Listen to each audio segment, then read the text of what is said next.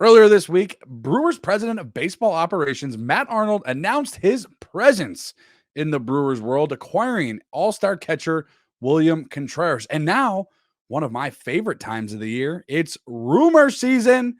The Brewers interested in a possible free agent, the team that has spent $0 this year so far.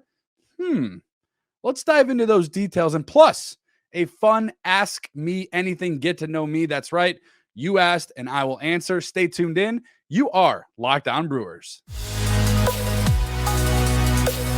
You are Locked On Brewers, your daily Milwaukee Brewers podcast, part of the Locked On Podcast Network, your team every day.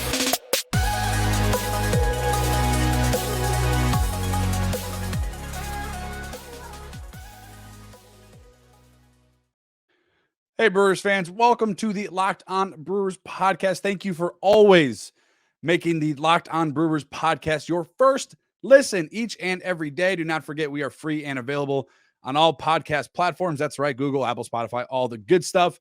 If you guys could, if you're over there on Apple, I don't know if the other ones do reviews, but I know on Apple Podcasts, drop me a review. Let me know what you think, whether it's good, whether it's bad, doesn't bother me. I look to improve, so always leave me your thoughts on there. You can also follow the show on Twitter at Locked On Brewers. You can subscribe to our YouTube channel. Hit that subscribe button. Just over 200 subscribers away from 1,000. Check us out over here on YouTube. Hit that subscribe button. Also, you can search for us on Facebook at Locked On Brewers Podcast. Get all of our stuff right on your daily news feed there on Facebook. Again, as you guys know, we're going on, what is this, day 13, and we're doing a count. We're counting here, Brewers fans. Okay, maybe 13, 14, something like that. I am your host, Brandon Snide, a lifelong diehard Brewers fan. Just like you guys, I'm actually recording this podcast just minutes away from American Family Field. You know it, I know it, as home to our Milwaukee Brewers. You can find me on Twitter if you are on that platform at Brandon_Snide. Last name is Sneide. You can follow me there. I really appreciate your guys' time. Again, I know this is a busy schedule for most people. 2 weeks here? 11 days? Less than 2 weeks from Christmas. Holy cow. 12 days, 10 days away from Christmas. So I know everybody's a little bit busy, but again, I thank you guys so much for tuning in, whether you're on YouTube, whether you're listening in your car, you're at the gym, driving, whatever it is you're doing. Thank you so much for making me part of your day. As always, the Locked On Brewers podcast is part of the Locked On Podcast Network, your team every day. All right, Brewers fans, we had time to sit on it. We reviewed it in the last show. Some of us are still unsure of how the Brewers did it, but they got their guy. They got their catcher, their all-star catcher / DH in William Contreras for this season and beyond for the future. But there have been some questions around the roster and where they could go next. Again, maybe third base. Maybe they want to address second base. Are they sure about another maybe bat in the lineup somewhere? I don't know. Relief, closer. I mean, there's questions. They got some guys, but there's still questions. But we got rumors. We got rumors. Yes, you know, if you don't know me right now, I love this type of stuff, whether it's football rumors, whether it's the NBA rumors, baseball rumors are obviously what we're going to talk about. It's fun. It's exciting. It usually leads up to a heartbreak if you're a Wisconsin sports fan. I don't remember the last rumor, and there's going to be comments you guys are going to let me know. The last rumor that actually turned out to be true, because I don't remember there ever being a rumor about the Brewers involved in William Contreras. I don't, at least on my end, I don't remember seeing anything. And all of a sudden, boom, Matt Arnold, restaurant to be named later. We don't care what your new name is here. We are going to get our catcher. That's exactly what happens. So what is the latest rumor in the world of Brewers? Well, I'm going to tell you guys, some of you probably already know. Apparently, according to Jim Bowden, who does fantastic work at The Athletic, the Brewers have shown interest in former Los Angeles Dodger Justin Turner, the former all-star third baseman. Brewers are apparently big fans of Justin Turner. If you remember 2 years ago, they made a very, very strong push to land him. He was offered, if I'm not mistaken, 2 years, $34 million with a third-year option on that. That was 2 years ago. And he actually had a nickname for David Stearns, called him Stearnsy, which shout out to David Gasper for reviewing the Brew, who had an article the other day about this, and it refreshed my my memory a little bit because I completely forgot that actually happened, but that was a real thing. So again, the Dodgers declined the option on the 38-year-old third baseman this year. What does interested mean if you're the Milwaukee Brewers? Again, rumors are fun, rumors are there. There's probably some truth to this. Jim Bowden doesn't really, write stuff that he doesn't have any facts on. So I think, yeah, the Brewers are definitely interested. There's apparently, according to him, 2 other teams that are also interested. That one being the Dodgers, which again could be that this is a leverage move again. I think what was that? What that would have been 2020, 2021, where I think Justin Turner, I think he used the Brewers for a little bit of leverage. Remember, the Brewers offered him that deal. The Dodgers just went ahead and matched it, and he stayed where he was. But maybe it's not. Miami's another team that's obviously interested. Miami is a strange team that the Miami Marlins are, but I'll digress on that. I'm not going to get into that. So again, 2 years ago, the Brewers are really interested in signing him. He's 38 years old.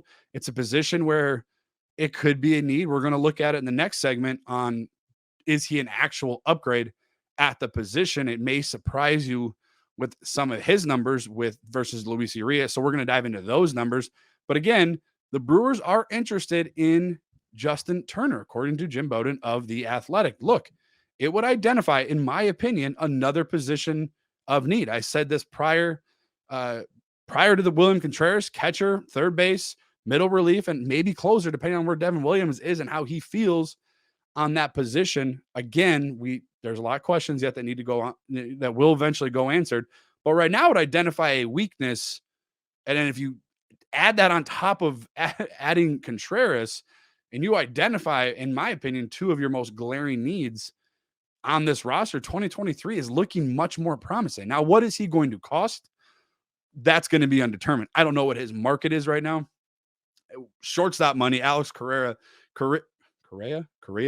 getting tons of money over there in San Francisco. He signs for 13 years, $350 million. The shortstop position is banking this offseason. Trey Turner, Xander Bogaerts. I'm scared to know what Willy Adames is going to cost, but that's a whole nother discussion for a whole nother day. We won't get into any of that. But again, it would identify a weakness within this roster. Is a power hitting right-handed bat. You could imagine he would love hitting at American Family Field for 81 games throughout the course of the summer. So again, we'll see exactly where these are. Again, as fun as these rumors can be, is it a true upgrade for the position? On the outside looking in, I would say absolutely. Let's take a look and see how Turner can or cannot improve the position heading into 2023. But before we do that, it's that time of year where we must look out for everyone. And I'm telling you right now, it can easily happen to you. Just picture it right now. You're out with your friends, your coworkers, you're putting back a few drinks, you're having a good time after work. A few becomes a few too many. It's time to go. And for a moment, you think calling for a ride, but nah, you're good. You're a driver. You've done this before. You live nearby. You're right down the road. You make it home. Okay. What are the odds you get pulled over, though? And even so, what's the worst that could happen? You lose your license, maybe you lose your job, you total your car. How about you kill somebody, you end somebody else's life? It only takes one mistake to change your life or someone else's life forever. Play it safe and plan ahead to get a ride. Drive sober or get pulled over. Thank you for making Locked On Brewers your first listen each and every day. For your next listen, check out the Locked On Sports Today podcast, the biggest stories of the day, plus instant reactions, big game recaps, and the take of the day, available on the Odyssey app, YouTube, and wherever you get your podcasts. Like I mentioned before, guys, the Brewers are apparently interested in a former All-Star third baseman, former Dodger, Justin Turner. Again, old friend Justin Turner, who was close to becoming a Milwaukee Brewer 2 years ago. How real is that interest? I would say Jim Bowden, again, of The Athletic, reporting that. I still think that's undetermined, although, like I mentioned, there was real threat to get him in Milwaukee 2 years ago, offering him a 2-year, $34 million deal with a third-year option. But nonetheless, it's still intriguing. It's still fun to think about. And again, let's say these rumors are true, but they don't get him. It at least means, and it shows you that Matt Arnold is serious about improving weaknesses on this roster. Maybe Matt Arnold's like us, most of us as Brewers fans, and realizes the core in this team is real and it's intact. And it's not every roster has a Brandon Woodruff, a Corbin Burns, a Devin Williams, a Freddie Peralta. And I could go on and on with other guys too. Obviously, the prospects are there too. And you add William Contreras. It's a pretty good team. And maybe Matt Arnold is looking at that as kind of how we're looking at it too and saying, you know what? Let's go in for it. So let's look at what Justin Turner did in the previous years. Now, we'll go back two seasons ago. He was an all-star in 2021, hit 26 home runs, slashed a 278, 361, 471. Overall was really, really good. I think one of his better years, definitely one of his better years from not behind the plate, but at the plate, swinging the bat. Overall, his OPS plus was incredible at 120. It was right in, put it in like context. Justin Turner's best season with OPS plus was 155. So 155, which was in 2014. So 120 is, for a guy that's been in the league for 14 years, going on 15, it's pretty darn good. Now you look at last season, his power numbers did dip a little bit. 13, again, he up there in 468 plate appearances. He had his swings, just 13 home runs in 2022. His slash line, though, from one of his better all-star years, it still wasn't terrible. Again, 278, 350, and a 438 slugging percentage. That's not terrible.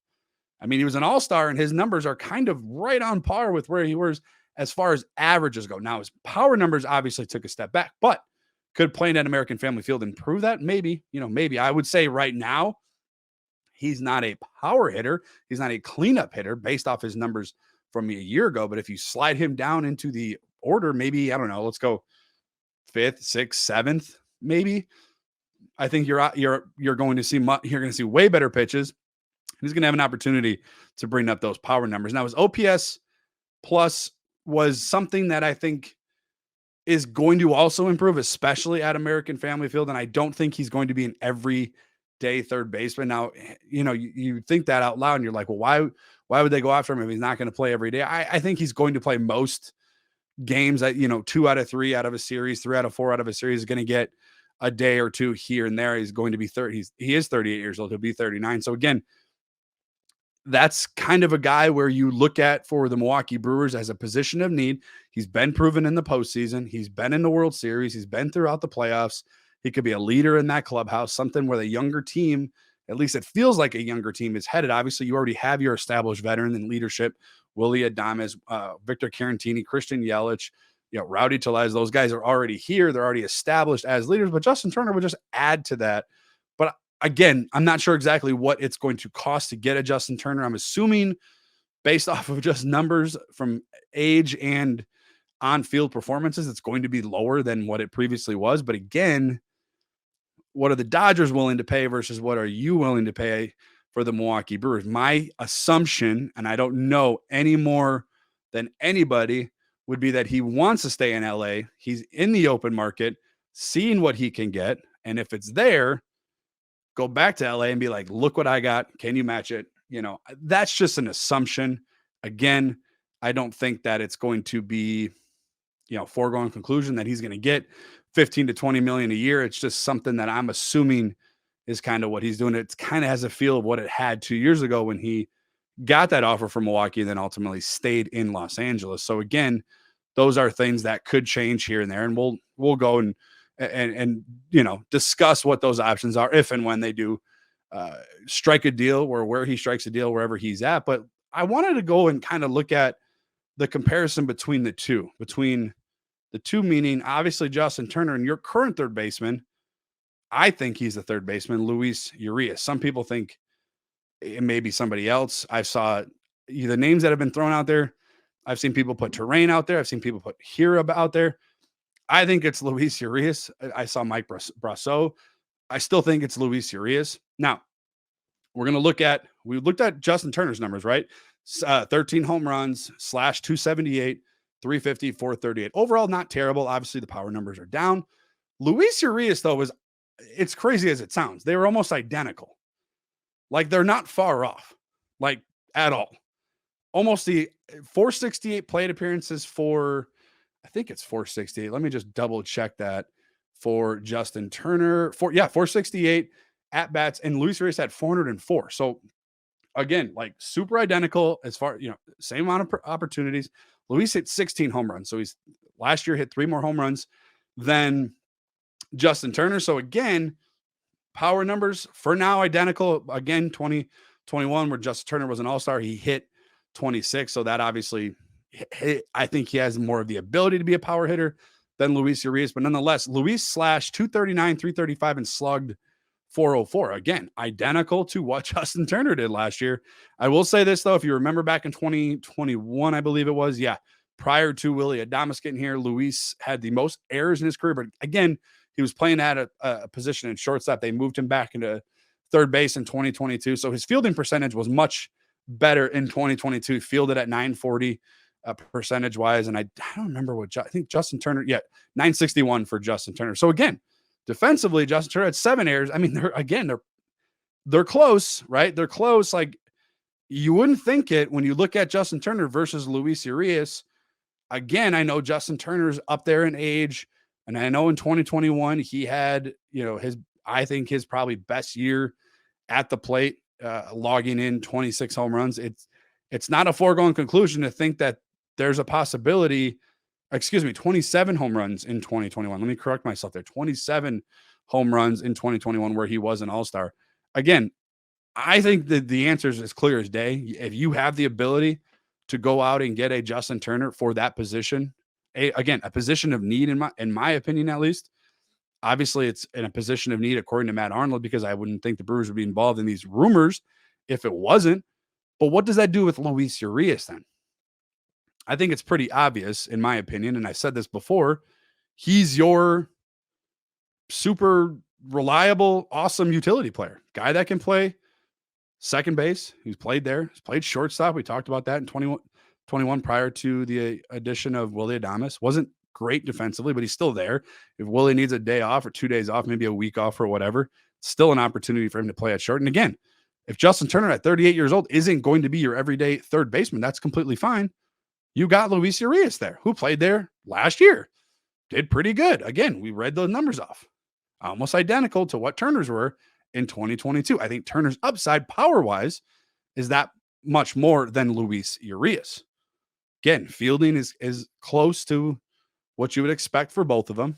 961 fielding percentage for Justin Turner, 940 fielding percentage for Luis Urias.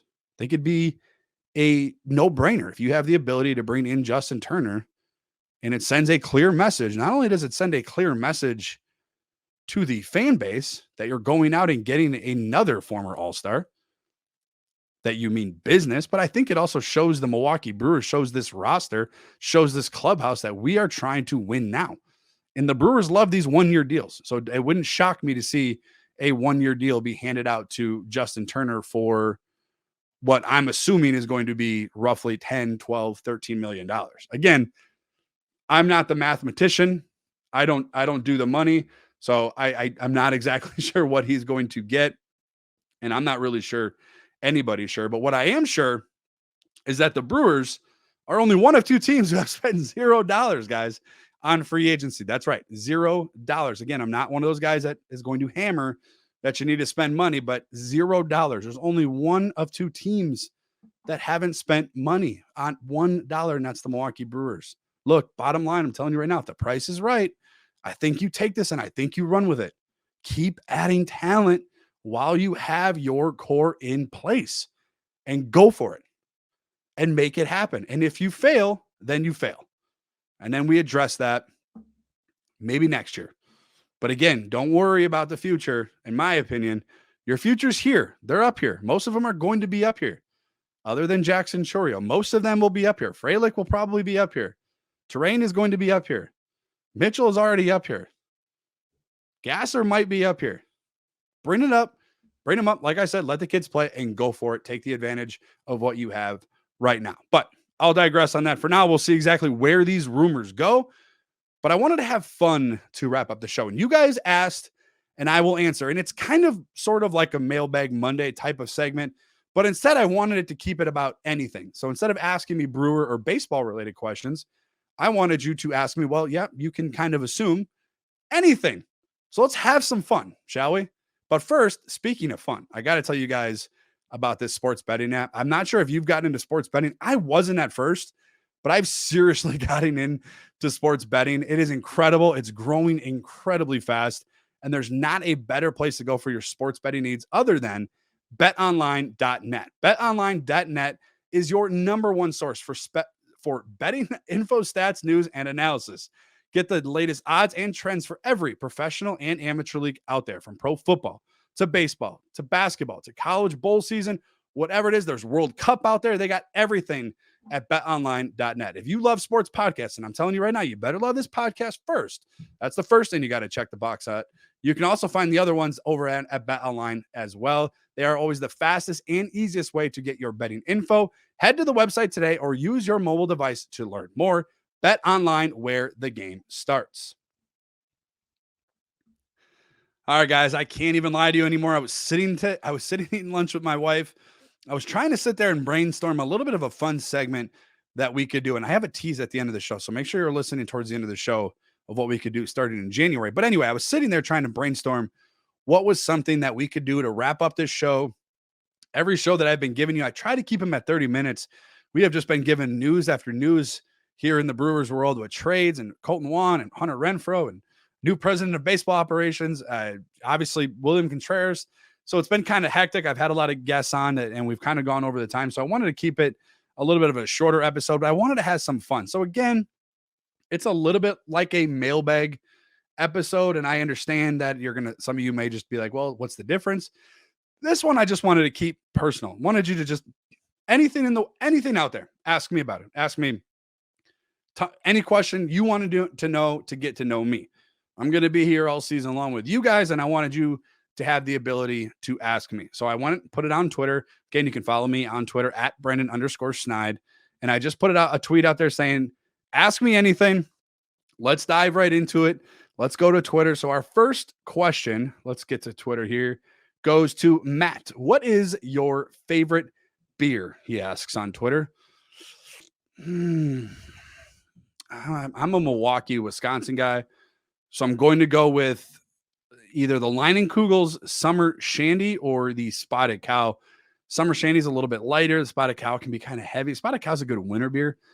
So I'll go with the Summer Shandy there. Leinenkugel's new restaurant name at American Family Field. So shout out there. And my guy, MVP Nacho on Twitter, asks me, nachos or tacos? I'll tell you what, the helmet nachos at American Family Field are incredible. Like the steak ones. Oh my God. Oh my goodness. So good. It's a great question. I think the other question needed to be asked in this is like, it depends on where, or I guess the caveat to this question would be depends on where. I'm going to go tacos. I know you're not going to like that because you're MVP Nacho on Twitter. I'm going to go tacos, but the helmet nachos at American Family Field are incredible. So, all right, our guys over at Wisco Fanatics, follow them on Twitter at Wisco Fanatics. What prospect are you most excited to watch in 2023? Another great question. I'm not sure if you mean in the majors or maybe in the minors. The one that I'm really starting to keep my eye on is Robert Gasser. And I talked to David Gasper about him on the show, I believe it was last week. Apparently, that was the Brewers' prize for that Josh Hader trade, which, by the way, that Josh Hader trade is looking a little bit better as we go on. William Contreras, obviously part of that. So now he's part of it at trading Ruiz, who was initially part of the Josh Hader trade. I would say Gasser. Choreo is like an easy answer. Anybody can really say him. I'm curious in Gasser exactly what they have in him, if he can be your back end, maybe 4 or 5 starter at some point in 2023. So I'll go with Robert Gasser. Yeah, I'd go with Robert Gasser. So, all right. John Williams tweets in. He goes, which brewer will benefit most from the shift going away? That's an excellent question. I might keep that one for Mailbag Monday as well. I think it's Christian Yelich. I've talked about this before. I maybe haven't done it on this show. I've definitely talked to friends about it. And I think Christian Yelich is the one guy where, look, yeah, he has a lot of soft grounders a second, but there's times where that dude just ropes it into right field. I did talk about this, Vinny Rottino, when he was on the show last week, and we both talked about him. We think offensively numbers are going to go up across the league, but I think the one player that's really going to benefit from it is going to be Christian Yelich. I think they're all going to benefit overall, but I think the biggest jump you'll see is Christian Yelich. So. And we got a good one over here. A fun account to follow, UK Brew Crew. You can follow them at UK Brew Crew. He goes, who is your favorite racing sausage? That's another tough one because they're all awesome. I'm gonna go with the chorizo. I like the hat. We'll go with the chorizo. It's a good question though. I like that one a lot. All right. Tom has another good one. Tom's asked some really good questions lately. And again, keep these questions coming. You can ask them all week. I'll do Mailbag Monday here coming up in a few days. But and we'll answer your questions then too. But Tom goes, how far back do you go as a Brewers fan? Do you remember your first game? Fun story, Tom. I do. So as how do I go back as a Brewers fan the day I was born. I was born in Milwaukee. I was born to a family that is Wisconsin-based sports fans. So I didn't know any better. I guess I would say my dad, he gave me the option, but it was always the home. You want to root for what your family roots for. For me, it was the Milwaukee Brewers. I fell in love with them since I was a very little kid. Funny story, actually. My first game, I went to games as a young child, but I remember one game very vividly.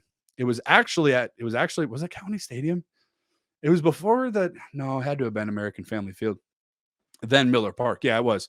But it was before the net got put up around the dugouts. And Jeff Cirillo actually hit a ground ball.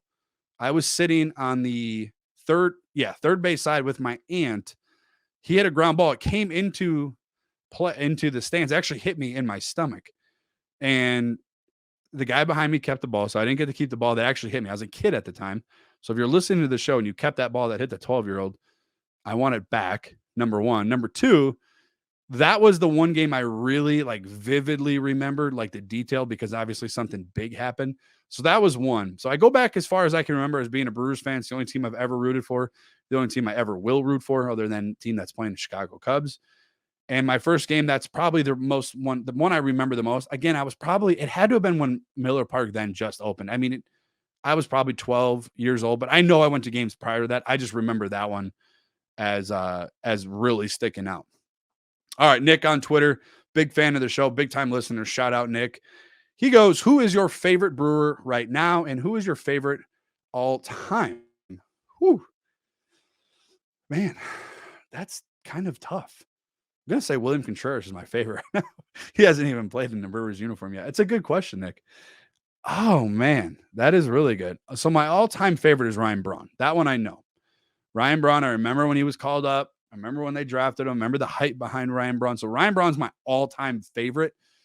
Right now, I'm going to go with Willy Adames just because I love the energy. I love the passion. I love the way he plays the game.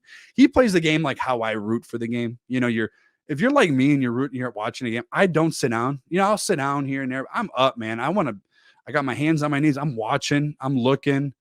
I'm intently paying attention. I'm celebrating. Things may or may not get slammed when Josh Hader gives up a two-run single that gets past Trent Grisham's glove into Washington. Things may have been broken that night. Either way. So I'll go with Ryan Braun as the favorite. And right now I'll go with Willy Adames, although Corbin Burns is right there with him. So Corbin Burns, man, Nick, that's a good one. I'll go Corbin Burns 1A, Willy Adames 1B. Is that fair? We'll go with that. Anyway, thank you guys. Thank you guys for your questions. I appreciate it. Thank you guys for making this podcast part of your daily routine.